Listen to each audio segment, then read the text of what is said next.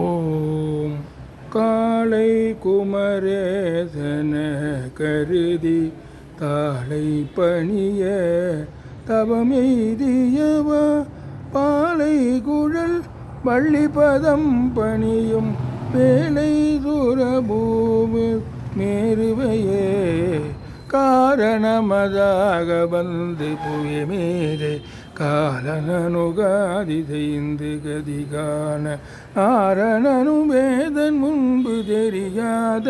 ஞான நடமே புரிந்து வருவாயே ஆரமுதமான தந்தி மணவாள ஆறு முகமாறிரண்டு விழியோனே சூரர் கிளை மாளவென்ற கதிர்வேல சோலை மலை மேவி நின்ற பெருமாளே நாரணனும் வேதன் முன்பு தெரியாத ஞான நடமே புரிந்து வருவாய்.